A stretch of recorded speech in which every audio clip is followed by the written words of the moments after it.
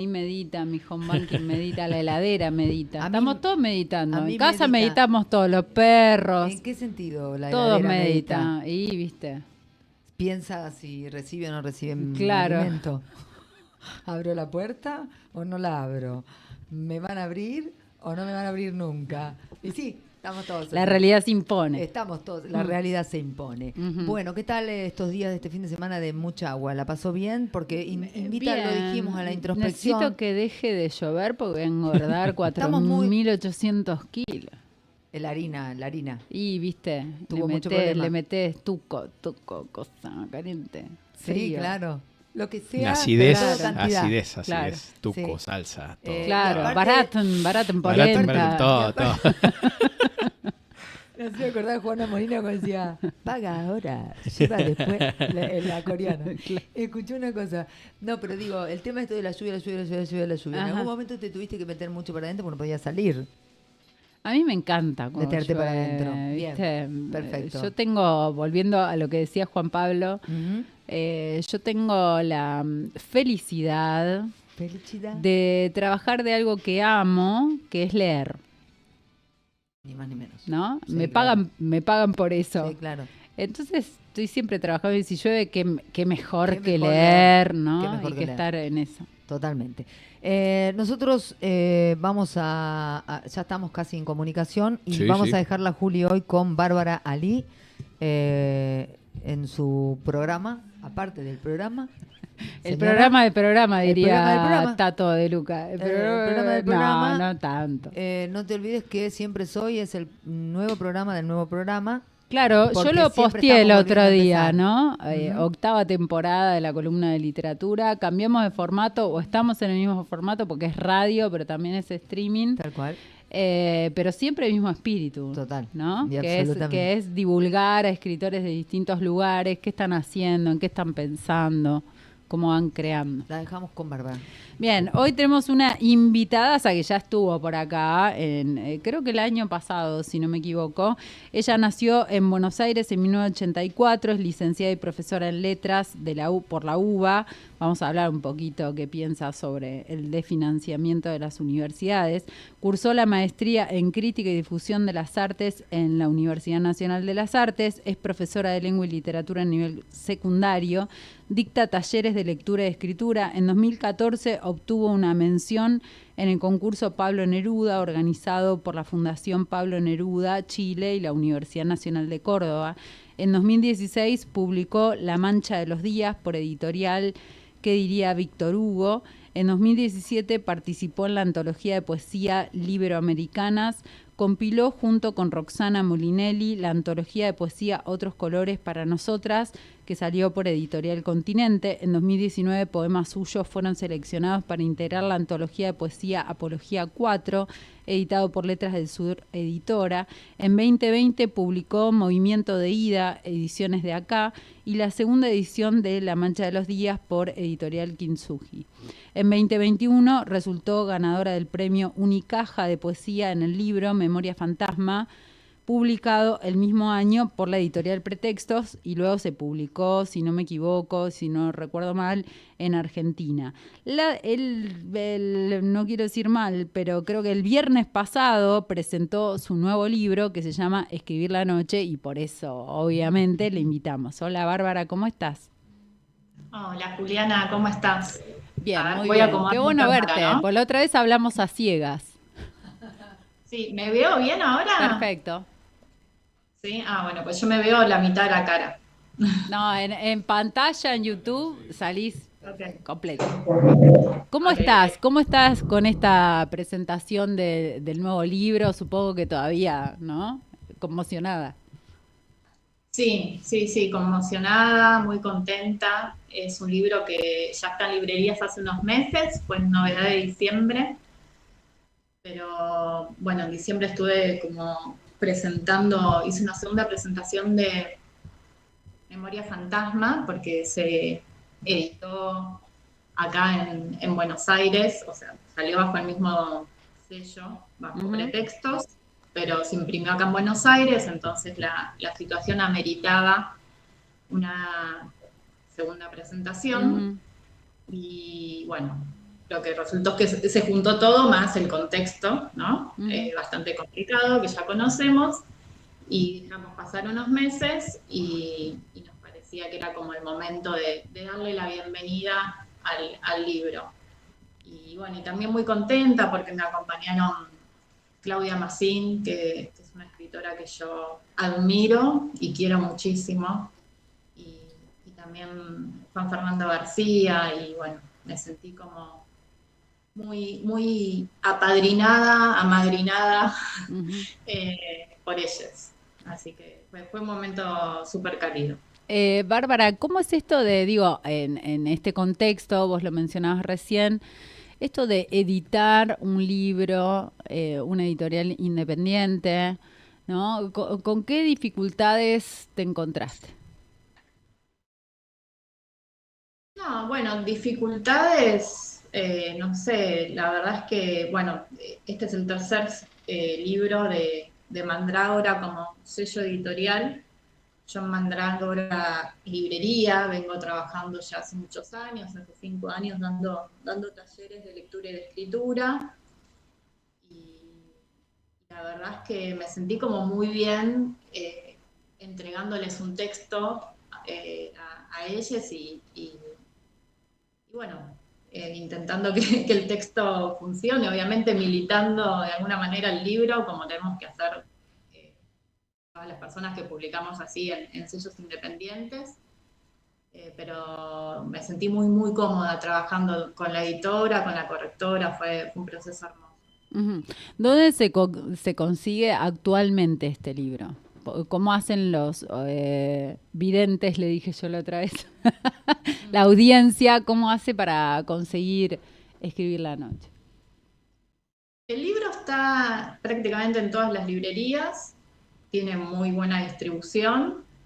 Por supuesto está en Mandrágora, que está ahí en Vera y Juan B. Justo, en Villa Crespo, pero después están las librerías, así que, o por la página de la librería también. Bien. De modo virtual. Bueno, o sea que pueden buscar la Mandrágora de libros y ahí lo van a encontrar. Contanos un poquito qué trae este libro, a diferencia de, bueno, de Memoria Fantasma ya hablamos, de los anteriores también. Pueden ir a buscar ahí por ahí la entrevista a Spotify. Digo, Memoria Fantasma traía o hacía referencia a un contexto histórico argentino, y este libro que se llama Escribir la noche, ¿tiene vinculaciones con Memoria Fantasma o es otra cosa? No, en principio es otra cosa porque me corrí del género. Bueno, a mí no me gusta mucho pensar en términos de género, porque creo que los géneros existen para explotarlos, pero bueno, es una manera práctica de pensar. Y en principio este libro ya no es poesía, no es poesía en verso, sino que son prosas poéticas que están un poco en el tono de un diario y otro poco en el tono del ensayo. Hay como una mezcla de la prosa poética, el ensayo y el diario, como que convergen de alguna manera esos tres géneros. ¿Cómo tratemos de explicarles a los oyentes cómo se diferencia la prosa poética, el ensayo, de la poesía tradicional, dividida en versos o poema libre? Bueno, como básicamente es eso, sí, no está dividido en versos, hay párrafos que son más narrativos y más del orden de lo ensayístico porque hay algo de lo reflexivo sobre el sueño. En principio lo que yo me propuse es escribir una especie de bitácora de sueños, de ahí la bajada o el subtítulo del libro. Tenía como ese interés de dejar un registro de lo que soñaba, un poco como con el deseo de encontrar cierta lógica en el mundo de los sueños que no encontraba en mi propia vida o algo así. Y no resultó, sinceramente, porque es como muy difícil, al menos en mi caso, recordar los sueños. Siempre quedan como fragmentos, restos, imágenes como muy difusas. Y entonces empecé un poco como a teorizar o a reflexionar sobre el sueño en sí. Y como el libro se escribió en un tiempo de 2 años más o menos, bueno, en el medio también atravesé momentos de insomnio. Oh. Entonces hay algo de eso que se va filtrando, ¿no? en la reflexión del sueño vinculado con el insomnio, con el duelo, con el desamor, con lo que me iba pasando, ¿no? En la vida. Pero en principio hay esto, como esta voluntad de asir el sueño desde un lugar más reflexivo, ensayístico. Ujú. ¿Por qué justo el sueño? La verdad es que no sé, porque no fue como me voy a sentar a escribir un libro sobre los sueños. Era más un proyecto individual que después devino algo que se pudo transformar en una obra. Uh-huh. Pero supongo que hay algo de la textura del sueño, de esto que no se puede representar del todo en el lenguaje, de esto que no se puede traer del todo a la vigilia, de este trabajo de traducción entre el mundo onírico y el otro mundo, y de preguntas. Creo que para mí la escritura siempre estuvo y está asociada a la pregunta. Siempre escribo porque tengo preguntas que me hago, y el sueño es algo que me generaba un montón de interrogantes. Lo estoy asociando capaz de manera errónea, ¿no? Pero pensaba en Memoria Fantasma, un poemario, la verdad que recontra recomendable para leer. Si no saben qué leer, ahí tienen un poemario para meterse. En Memoria Fantasma aparece lo fantasmagórico, ¿no? Y acá lo onírico. Aparece como el mundo otro, digamos, no hace unos años atrás había toda una discusión respecto de la literatura del yo, ¿no? Y acá aparece lo otro, lo desconocido, lo que de alguna manera nos viene a increpar o a resultar desconocido, insondable. Digo, ¿encontrás alguna zona de contacto entre Memoria Fantasma y este libro? Está buenísima la asociación que haces, pues yo no la tenía como presente. Y sí, claro, porque a mí algo que me obsesionaba en Memoria Fantasma es todo el trabajo de rememorar, y el recuerdo también tiene un poco la textura del sueño, ¿no? Como eso brumoso Uh-huh. que cuando uno tiene que traerlo a la lógica del lenguaje, hay una pérdida, ¿no? Hay una pérdida por un lado, y por otro lado hay algo de lo que tiene que ver con la invención. Y lo mismo sucede cuando uno intenta relatar un sueño, ¿no? Como contarse uno mismo el sueño, como tratar de pensar qué soñé anoche, y como tratar de recuperar eso, y más cuando intentamos contárselo a otra persona. Entonces hay algo sí de ese traslado de un lenguaje al otro, que creo que se da tanto en el ámbito del recuerdo y el presente, como del sueño y el presente. Uh-huh. Hay como en esa traducción, ¿no? Del lenguaje poético donde queda algo de lo indecible, ¿no? Supongo. Uh-huh. Bárbara, ¿por qué, digo, insistir haciendo literatura en un mundo como este? Un mundo cada vez peor, ¿no? No sé si peor, pero estamos justo atravesando un momento muy horrible políticamente. Y porque la literatura como que nos ayuda como a resistir, a crear, a crear en el sentido de poder imaginar otros mundos, que creo que es algo que todo el tiempo tratan de eliminar esa posibilidad, ¿no? Como la posibilidad de poder imaginar otros mundos posibles. Y también porque creo que la literatura trabaja el lenguaje como no lo trabaja ninguna otra disciplina. Y en la literatura hay como una voluntad de insurrección del lenguaje, de alguna manera, ¿no? Como que el lenguaje en la ciencia, o bueno, en la vida cotidiana, en el periodismo, en muchísimos ámbitos, es un instrumento. Y la literatura nos permite volver a la lengua de otra manera, ¿no? Como volver un poco como a la infancia de la lengua. Uh-huh.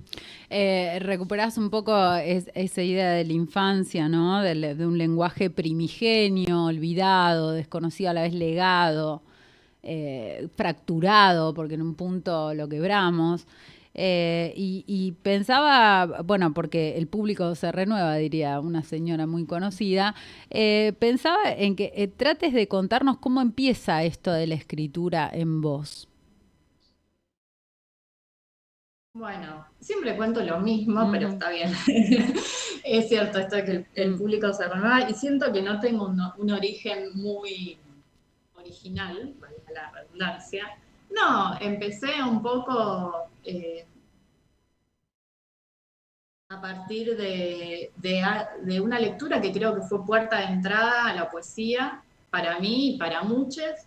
Es que terminé el secundario, por supuesto en el secundario, cuarto, quinto año, entré en contacto con algunas lecturas que me volaron un poco la cabeza, Cortázar, bueno, esas lecturas iniciáticas. Y terminé el secundario y creo que con uno de mis primeros trabajos, esto creo que nunca lo cuento, trabajé creo que en una juguetería para las fiestas, un trabajo así, esos que te explotan mal, y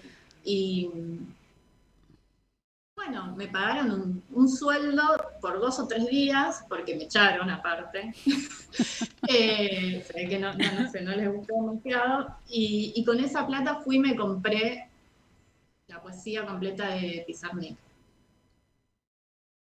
Libro. Y bueno, se me abrió todo un mundo, ¿no? Y ahí empecé como un poco a hacer el recorrido de las lecturas que hacía Alejandra, empecé a ir a talleres.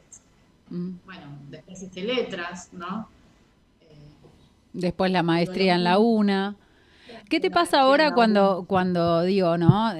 Sabemos los que nos interesamos por la lectura, la escritura, que hay una crisis muy importante del libro bajo esta gestión. ¿Qué te pasa cuando ves lo que sucede con las universidades, con el desfinanciamiento? Digo, en tu formación en letras, ¿vos sentiste esto que decía el presidente, que los estudiantes en letras, los estudiantes universitarios son manipulados? ¿Sentiste manipulación? ¿Sentiste adoctrinamiento político?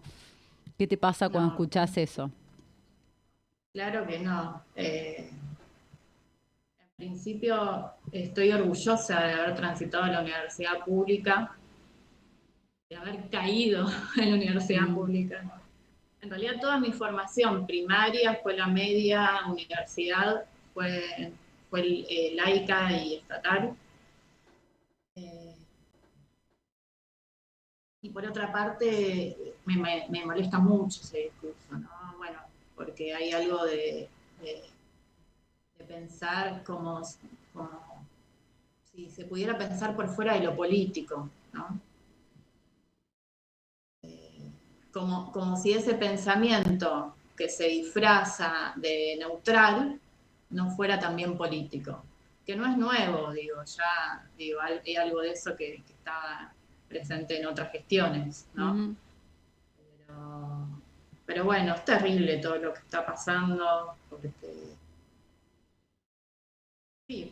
porque la universidad pública es necesaria, porque a nivel educativo que hay en la UBA es impresionante, porque bueno, el Estado tiene que estar presente, ¿no? En la educación, en la salud. Y en el fomento, ¿no? De la lectura, de la escritura, hablamos de ferias, de la ley del libro, bueno, infinidad de cuestiones. Y por eso, desde este espacio, consideramos que es tan importante la edición en editoriales independientes, ¿no? Que en este momento están haciendo una fuerza atroz por poder editar. Sabemos los problemas que hay con los precios de papel, lo mencionaba en la entrevista pasada Daniel Villaverde, ¿no? Las dificultades que hay respecto a eso. Bárbara, no quiero que terminemos esta entrevista sin que nos compartas algo de lo que escribiste, puede ser de este último libro, no sé cómo llamarlo, porque poemario no es, ensayo no es, ¿no? Entonces le digo libro. ¿Podés compartirnos algo? La lectura. Bueno,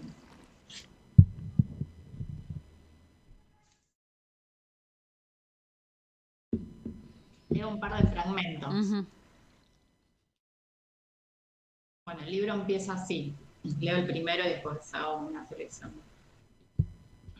Algo se vela cuando abro los ojos. Pateo como ciega entre la bruma. Quiero traficar imágenes, saber quién soy del otro lado. Algo quedó lejos del otro lado de la noche. Despertar es siempre una pérdida. Perder alguna cosa cada día, recomienda Bishop desde su célebre poema. Abro los ojos y en mis manos veo cenizas del sueño. Fragmentos de un tiempo deforme, monstruos bellos y sobre todo incomprendidos. Necesito robar imágenes del sueño para volver a escribir. Hace días despertar es chocar contra una pared blanca o negra. ¿Por qué el blanco y el negro son los colores que nombran a la vez el vacío y los extremos? Estos últimos días no hice más que repetir algo así como estrategias de supervivencia. Lavarme la cara, preparar café, trabajar, volver, cocinar, dormir. Me aburren los días en que crezco en línea recta. Quisiera bifurcarme en raíces aéreas, una muerte invertida, engendrar cielos. ¿Leo uno más? Sí, por favor. Yo me quedo acá todo el día escuchando. Contar un sueño se parece a escribir. Primero llegan las imágenes de tierras recónditas y remotas. Después afinar el oído para escuchar qué música traen. Traducir. Traducir es un trabajo de revelado. Un cuarto oscuro, sumergir en ácido, esperar. Una luz ambarina de atardecer, lo que empieza a emerger del fondo sin permiso, a dibujarse. Acá preguntaban en el estudio, ¿cómo llamarías a este libro que es poema en prosa, que es ensayo, pero no es poemario, o sí es poemario? ¿Cómo lo llamarías? No sé, me gusta que no sea tan fácilmente clasificable. Sí, creo que lo que más se acerca es a textos en prosa poética. Bárbara, ¿qué recomendaciones le harías a alguien que le interesa leer o que le interesa escribir? A alguien que le interesa escribir, leer, leer mucho y sobre todo crear lo que Deleuze llama vacuolas de silencio, que cada vez es más difícil, ¿no? Como apagar el celular, dejarlo en otro lado, digo, a mí me resulta muy difícil. Yo lo tiraría así, 2x3, lo revolearía lejos, ¿no? Totalmente. Como la escritura que es esa suspensión, ¿no? De todo, la lectura que también, y el teléfono que está todo el tiempo. Si está en silencio, recibe notificaciones, ¿no? Como difícil. Sí, es difícil. ¿Leer para qué? ¿Qué recomendarías leer? ¿O que para vos fue importante leer? A ver, bueno, un montón de cosas, pero voy a recomendar una de las últimas lecturas que hice. Justo lo tengo acá, A ver, Permiso. qué bueno. Esta novela, Ajá, no sé Luciana de si Luca. encuadré, se llama El amor es un monstruo de Dios, de Ujú. Luciana de Luca. Es un texto que justo vamos a dar con Carolina, la editora de Mandrágora. Damos un taller de lectura, un taller de lectura bimestral. Y esta novela me encantó, es la historia de una chica que vive en el campo y que tiene una relación como bastante conflictiva con la madre, que es todo un personaje, y en ese pueblo al principio hay como una invasión de moscas, porque hay una huelga de los sepulteros en el cementerio, y en el medio de esa invasión de moscas, donde todo está en estado de descomposición, llegan unos mormones a predicar al pueblo, bueno, y empiezan a pasar cosas. Bien, bueno, ya con todo lo que dijiste, ya dan ganas de ir a leer. Bárbara, ¿qué le queda a un escritor por hacer en este año tan complejo? ¿Qué crees, cuál crees que es la gran meta de los escritores en general? Y yo diría, por un lado, esto que hablábamos hace un ratito de que es todo un desafío hoy en día con el clima que estamos viviendo, hacerse un tiempo, ¿no? Un tiempo de silencio y para poder conectarse con la observación del mundo, ¿no? Para poder escuchar esa pequeña voz del mundo, Ujú. diría Diana, y escribir, ¿no? Como eso lleva a la escritura, o a la escritura, no sé, más auténtica, la atención en lo minúsculo. Eso por un lado, y por otro lado crear redes, por supuesto, ¿no? Sin redes no salimos de esto, Ujú. y es lo que nos sostiene. Digo, crear redes para escucharnos, para acompañarnos, porque también es un momento que nos afecta mucho anímicamente Ujú. a todos, y para ver qué estrategias encontramos para, bueno, hacer frente a todo esto, ¿no? Por supuesto, y las vamos a encontrar porque ya nos han enseñado en otros periodos de la historia a encontrar esas vueltas, ¿no? Y periodos mucho más complejos que el actual, así que yo estoy convencida de que vamos a ir encontrando esas redes que contengan y esos lugares para ser escuchados y para escuchar a otros. Bárbara, te agradezco infinitamente por haber pasado por acá.